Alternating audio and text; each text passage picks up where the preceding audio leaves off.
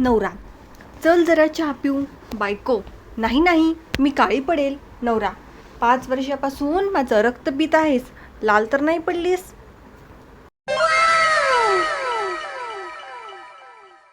आजकालची पहिलीची पोरं केसांना जेल लावून फुल मॉडेलिंग करत शाळेत जातात.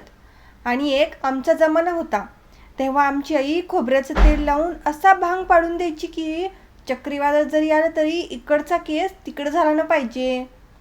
गेले ते केस, राहिला फक्त आठवणी.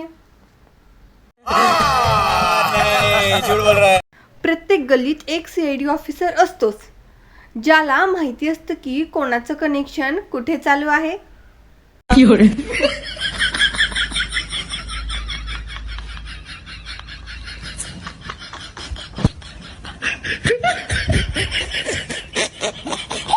काय विशेष आहे, आमच्या टायमाला 35% पडत नव्हते आणि आता 100% पडतात पोरांना. अजून मला कळना, मास्तरला येत नव्हतं का मला काही कळत नव्हतं.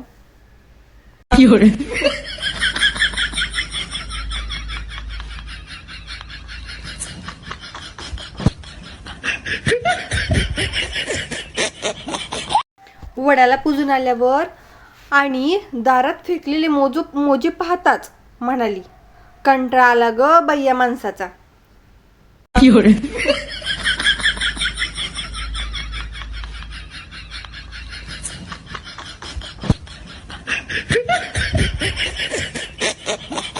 एका लहान मुलाला विचारले, कोणत्या शाळेत जातोस? तेव्हा तो म्हणाला, मी जात नाही, मला पाठवतात.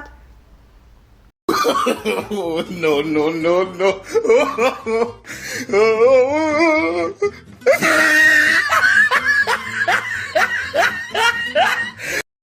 3 महिने 10 किमी सायकलवर फिरून झालो, पण वजन काही कमी झालंच नाही.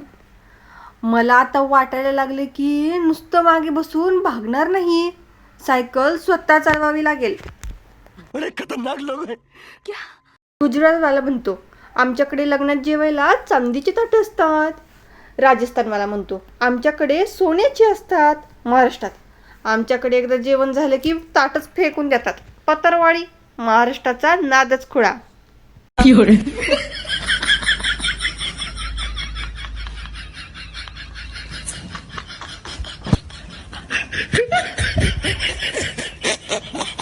पाऊस कमी होण्याचे कारण इंग्लिश मीडियम स्कूल.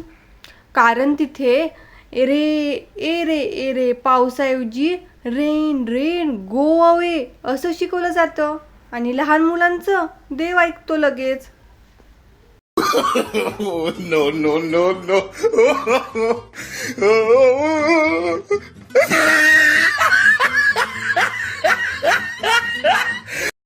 समोरून येणाऱ्या मुलीने जर तुम्हाला बघून ओढणी नीट केली तर समजून जा, तुमच्यातील निळू फुले तिने ओळखलाय म्हणून.